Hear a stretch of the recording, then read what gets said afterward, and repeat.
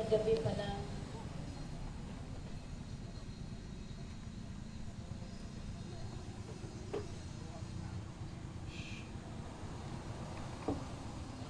the past few days, habang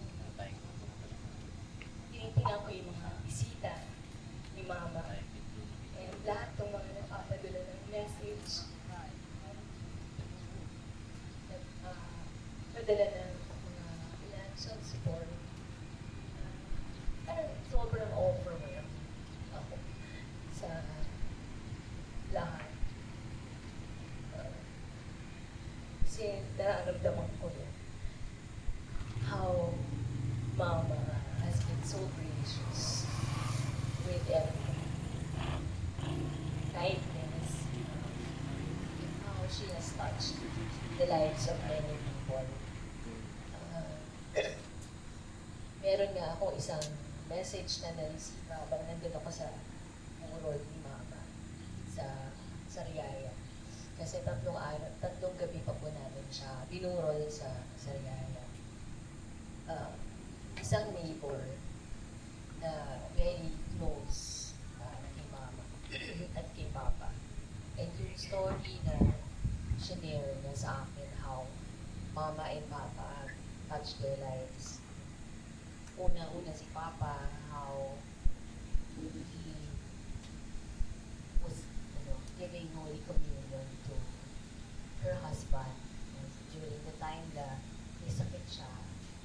Tapos si Mama would always bring pasalubong from Sariaya. During that time daw, sabi niya, naramdaman daw niya na as a wife of her husband na may sakit.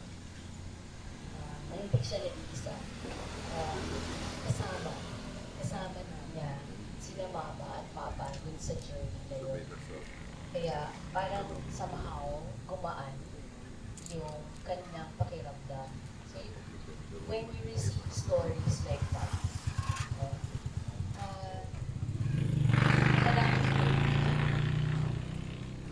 pag nakakatanggap ka po ng istorya na gano'n, na tungkol sa magulang mo, yun, sobrang nakakatabaan ng puso, diba? So, tapos yung habang nakikipag-usap ka sa mga tao na dumarating, nakikiramay, sharing with you how they have touched, how Mama have touched their lives, no?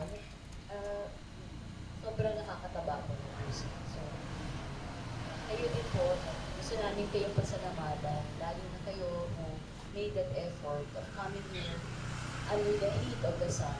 Sobrang init po eh. But you made that extra effort. Lalong-lalo na po yung mga galing pa ng Quezon, sila Tito Boy, Tita Tipin, Kuya Demson, Ate Presi. Salamat po. This is very important to us. And, naway patuloy po natin ipagkasama si Mama at kami rin po. So, kung paano po natin ito mapapagpatuloy ang buhay na wala na po si Mama. Mahirap isipin na pareho si Mama at si Papa ay wala na. Pero I think Mama has really lived a good life already. And she has served her mission. And I can truly say that she has fully accomplished her mission in life. Maraming salamat po sa inyo. Isa pa namin gustong pasalamatan na sayang wala dito. Kasi I know si Mama is very important to her. It's just unfortunate na may sakit si Tita Benner. Hindi namin siya kaisama dito. She's watching. Alam ko na sakit sa loob niya na hindi siya makasama dito. Dahil may sakit din siya. Maraming salamat, Tita Benner, for caring for Mama. Mama, busy kami. Kasi, mas nabigyan ko ng oras si Mama.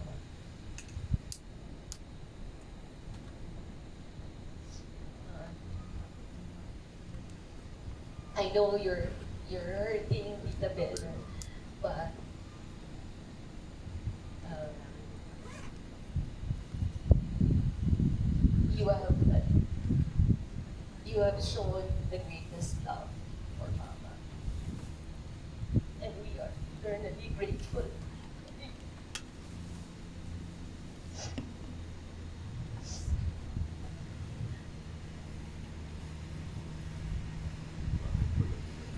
Salamat din sa mga naging caregiver ni Mama. Si Helen, si Sonia, si Emily, si Annabelle,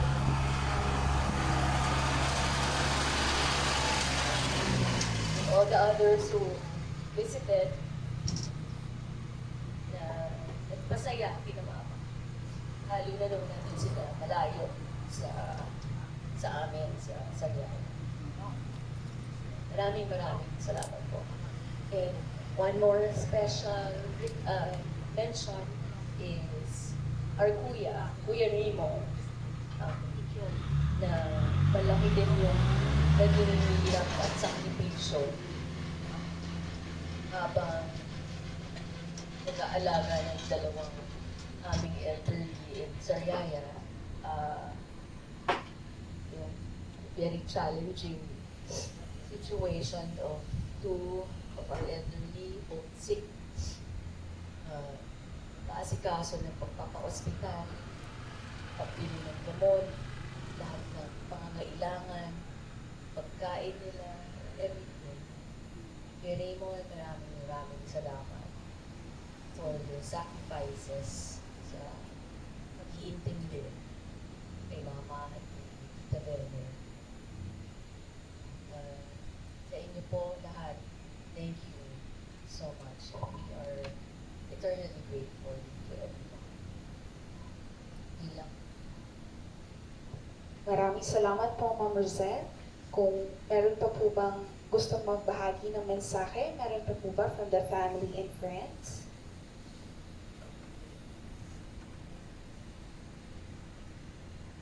Akong kinompose, hindi ko na sana sasabihin, pero I feel like I owe it to my mom. Then sa lahat sa inyo na nandito, alam ko, sabi nga ni ate, napakainit. Salamat sa pag-join nyo with us sa aming huling paalam kay mama. So, stay with me. Important ko naman to. So, today we gather to celebrate the life of my mom.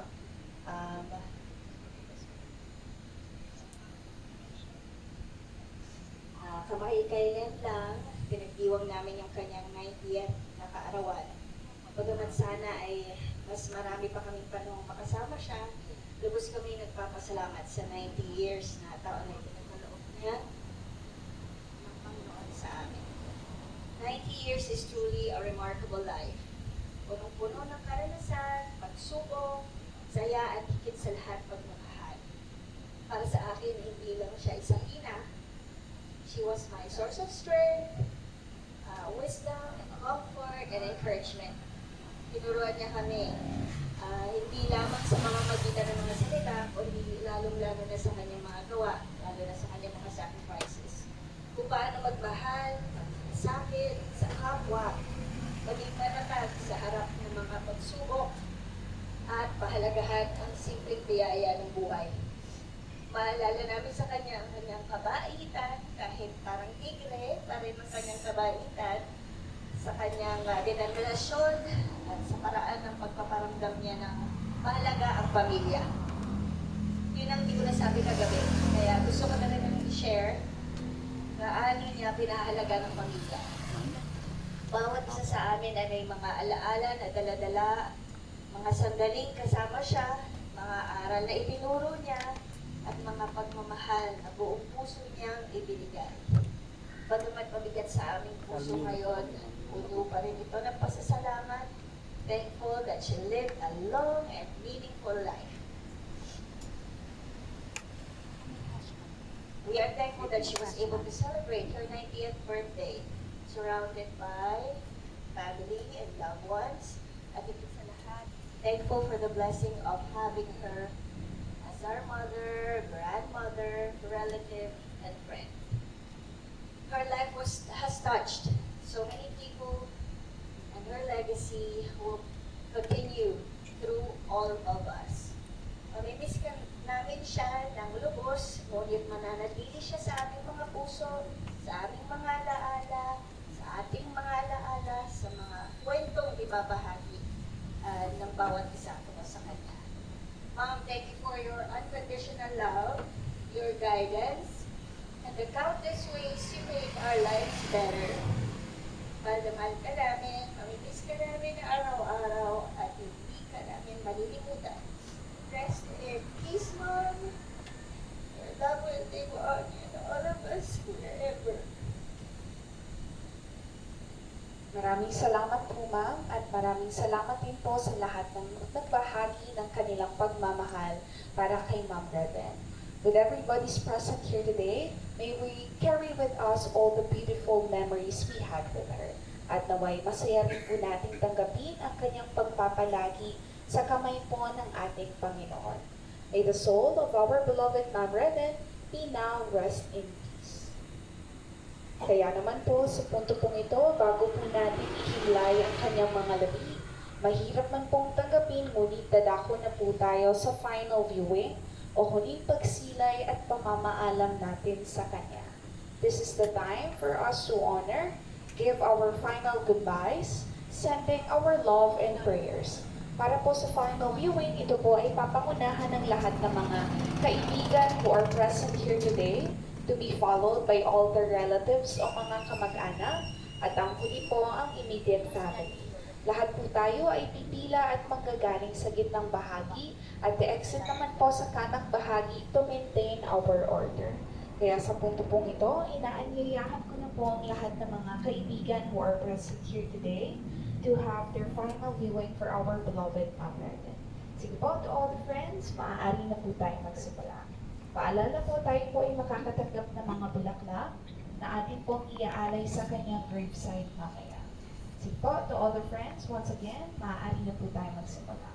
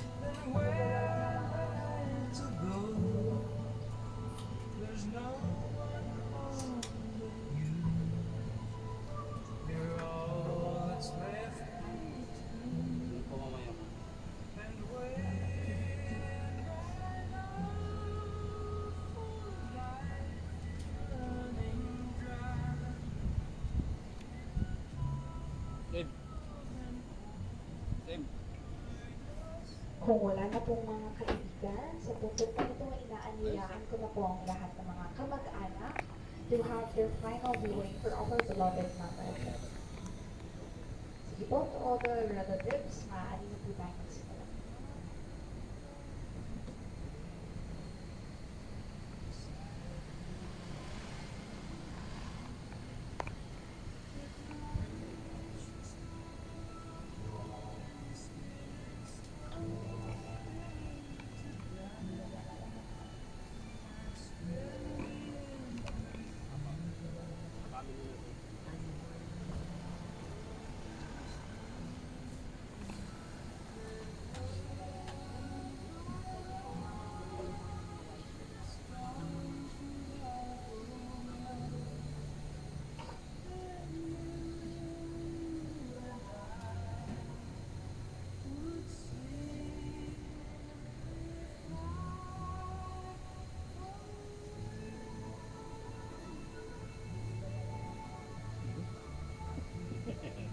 Sarap sa balat.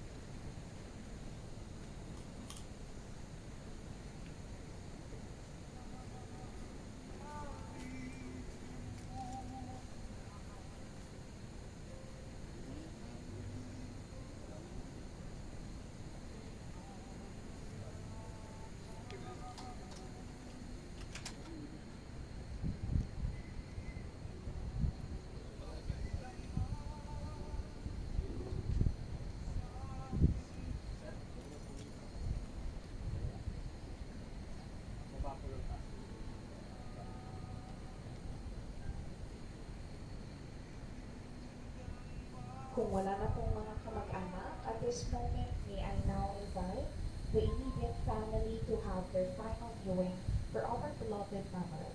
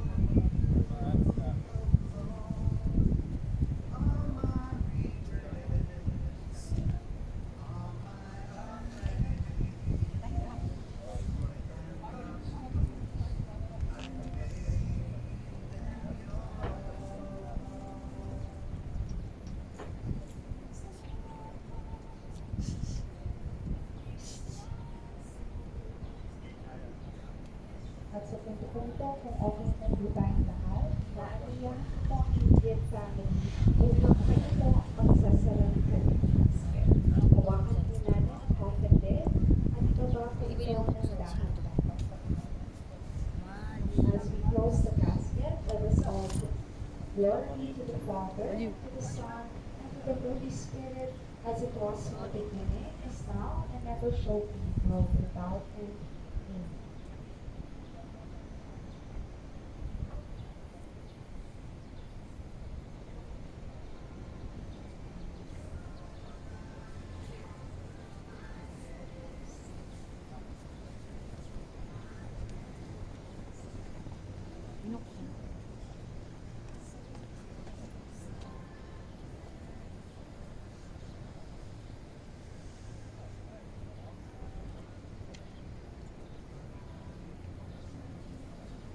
We love you and goodbye, Mom Reverend. May the good Lord accept your soul in heaven.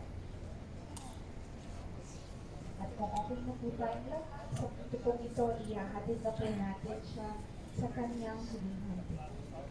Paalala lang po, hintayin lamang po natin makababa ang casket bago po tayo lumapit sa kanyang gravesite upang mag-alay po ng ating mga buhay.